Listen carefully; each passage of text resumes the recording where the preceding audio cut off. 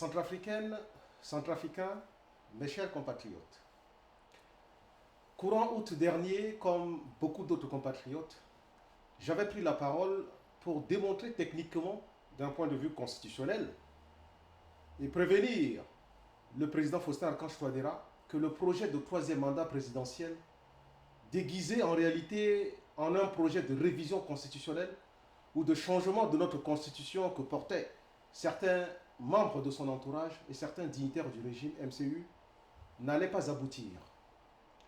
Sur ce sujet, mes chers compatriotes, il y a eu des débats menés par des intellectuels, des juristes et des politiques, des débats intenses, parfois vifs et violents. Le vendredi 23 septembre 2022, la Cour constitutionnelle a jugé qu'il était impossible de procéder, dans le contexte politique actuel, comme nous l'avions dit, à une révision de la Constitution du 30 mars 2016, qui est toujours en vigueur, ou de procéder à un changement de Constitution. Une nouvelle fois, observons qu'il s'agisse de la proposition de l'honorable Brice Kapayenne ou des trois décrets récemment pris par le président de la République, chef de l'État, le premier relatif à la création d'une constituante, le deuxième relatif à la désignation des membres de ce comité, et le troisième relatif à la composition du bureau de cette constituante, on doit dire, mes chers compatriotes, que le travail a été confié à des mains non expertes qui ont produit, comme il fallait s'y attendre, un travail mal ficelé et de qualité médiocre.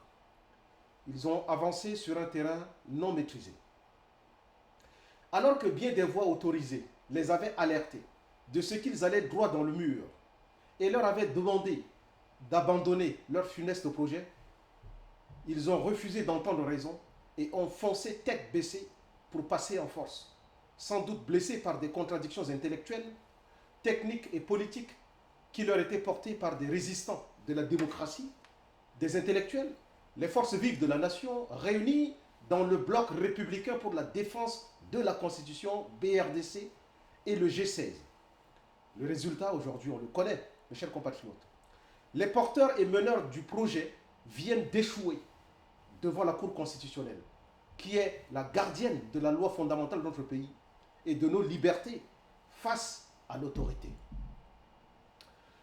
Je voudrais ici saluer une fois encore cette décision numéro 009 CC 22 du 22 septembre 2022 de la Cour constitutionnelle qui évite à notre pays toute possibilité de troisième mandat et de présidence à vie, qui rappelle et conforte la démocratie comme forme de gouvernement à laquelle notre nation centrafricaine est attachée, comme elle l'avait déjà prouvé en résistant jusqu'à l'effondrement de la dictature impériale en 1979. Cette décision est historique pour notre pays et elle constitue un bel exemple pour bien de pays du continent confrontés à la tentation du troisième mandat présidentiel ou de la présidence à vie.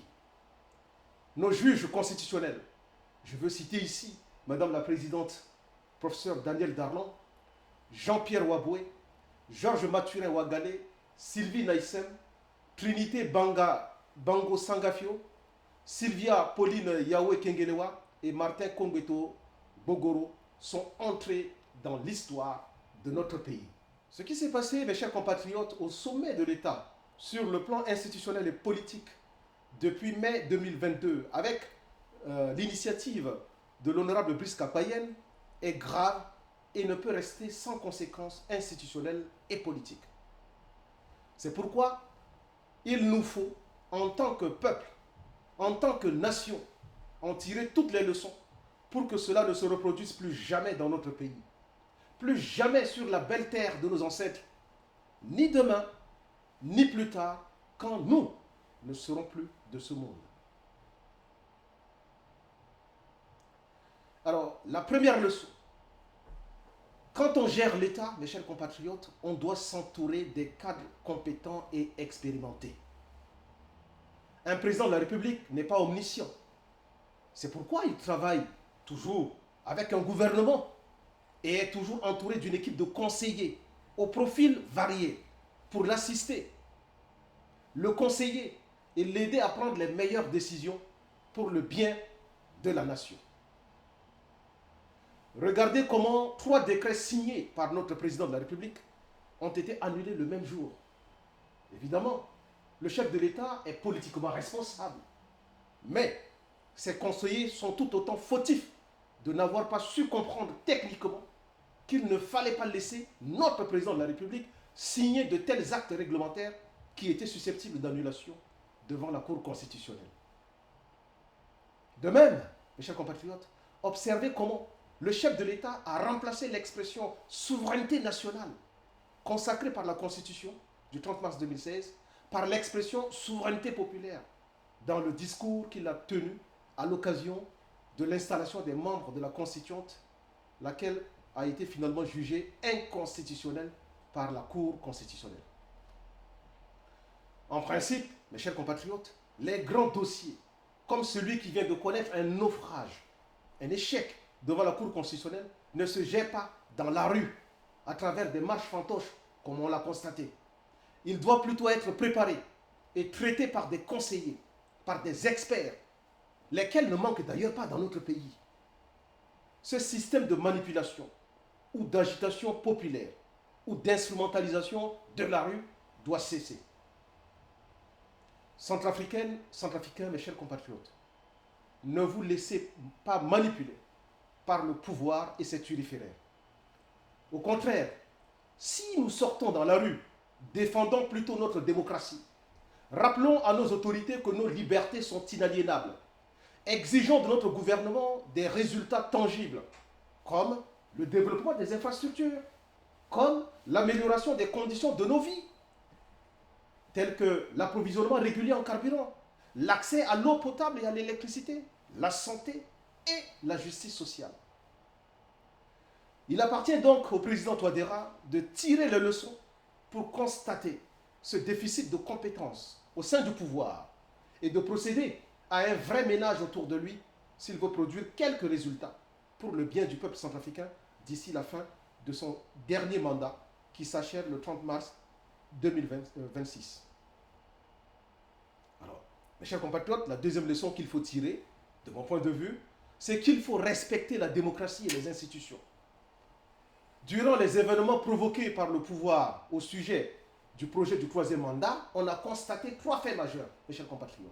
Premièrement, on a vu de prétendus responsables politiques organiser et participer au siège d'une grande institution de la République, la Cour constitutionnelle, pour tenter d'influencer la décision attendue en proférant insultes, menaces, chantages, intimidations diverses à l'égard des juges constitutionnels. C'est un fait d'une extrême gravité et les auteurs doivent en répondre devant la justice. On a aussi vu, mes chers compatriotes, et entendu, le premier vice-président de l'Assemblée nationale, député de la nation, déclarer publiquement, tant à la radio qu'à la télévision, que le pouvoir ne respecterait pas la décision attendue de la Cour constitutionnelle.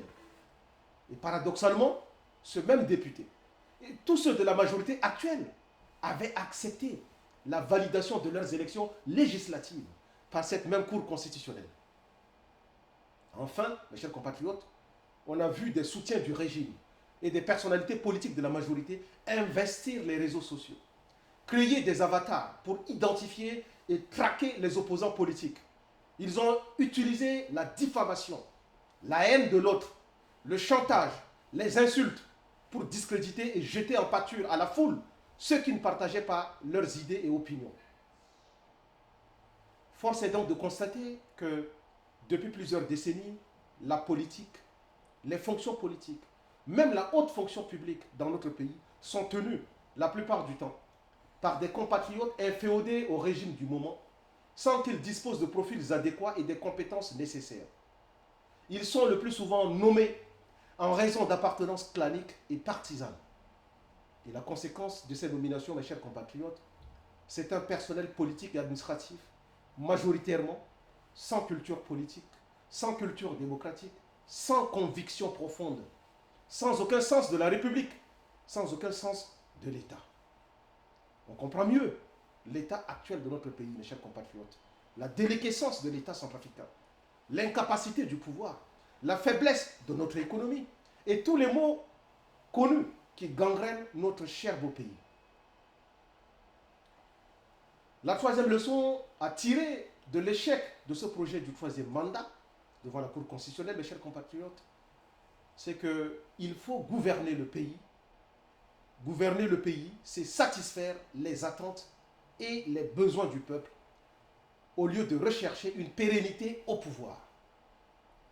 Depuis le début de son second mandat, trop occupé par la recherche d'un troisième mandat ou d'une présidence à vie, le président Faustin Archange Touadéra a oublié les engagements et les promesses de son programme politique, économique et social. Avec ses soutiens, il n'a eu de cesse de créer des situations anxiogènes, des tensions politiques et sociales. Quel gâchis! Que de temps perdu! Maintenant, nous voulons lancer une invitation à notre président de la République.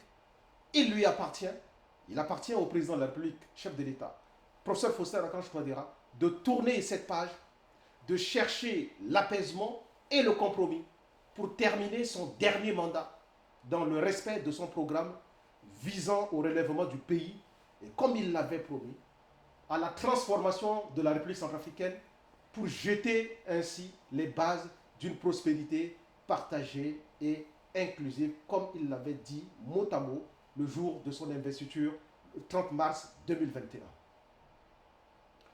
Aujourd'hui, les Centrafricains se posent la question de savoir qu'est devenu le candidat des pauvres de 2016.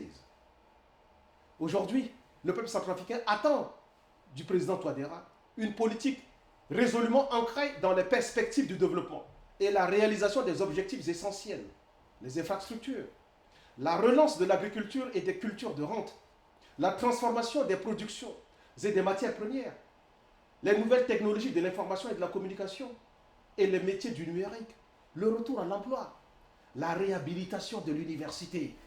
Oui, la réhabilitation de l'université. J'insiste, la réhabilitation de l'université. Et je termine, la construction d'une deuxième université. Car nous avons un président de la République qui est professeur, qui est enseignant. Et nous sommes en droit d'attendre de lui qu'il nous construise une deuxième université pour le bonheur de la jeunesse centrafricaine, pour faire éclore toutes les intelligences qui pullulent dans notre pays, la République centrafricaine. Quatrième leçon, mes chers compatriotes, il faut respecter l'autorité de la Cour constitutionnelle et renouer le dialogue politique dans notre pays. Mes chers compatriotes, les débats qui ont eu lieu sur le projet du troisième mandat, jugés impossibles par la Cour constitutionnelle, n'ont pas manqué de créer dans le pays beaucoup de tensions sociales et politiques.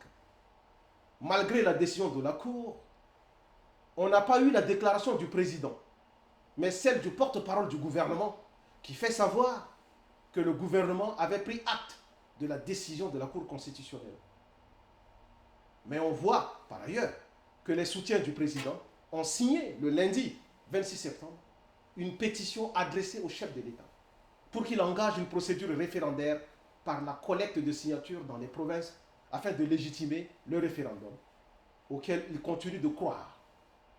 Il apparaît donc clairement, mes chers compatriotes, que la décision de la Cour constitutionnelle rendue le 23 septembre 2022 à propos du projet constitutionnel du troisième mandat ou de la présidence à vie n'a pas été acceptée et n'est pas acceptée par le régime en place. Chose d'une extrême gravité, car l'article 106 de notre Constitution du 30 mars 2016 dispose que toute décision rendue par la Cour constitutionnelle s'impose à tous les pouvoirs publics et à tous les citoyens centrafricains, à toutes les institutions. Car personne n'est au-dessus de la loi, personne n'est au-dessus de la Constitution du 30 mars 2016. Plutôt que de poursuivre une guérilla constitutionnelle, et je pèse mes mots, plutôt que de poursuivre une guérilla constitutionnelle, je demande au président Faustin Archange Touadéra de s'adresser à la nation et de prendre acte de la décision de la Cour constitutionnelle du 23 septembre 2022, de dire qu'il renonce au projet du troisième mandat présidentiel, d'instruire ses partisans et soutiens à cesser leurs vils agissements tels que les menaces, les intimidations, les violences et l'instrumentalisation de la rue. Nous lui demandons de renouer le dialogue avec les forces vives de la nation pour décrisper le climat socio-politique qui était déjà tendu bien avant l'organisation des dernières élections générales et après ces dernières élections. Nous demandons également au président de la République de se concentrer sur la mise en œuvre du programme politique de son dernier mandat. Centrafricaines, Centrafricains, je compte sur vous pour porter la voix de la raison et pour contribuer au maintien de la démocratie et de la concorde nationale.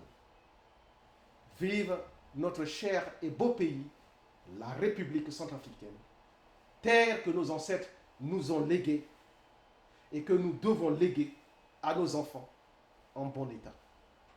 Je vous remercie.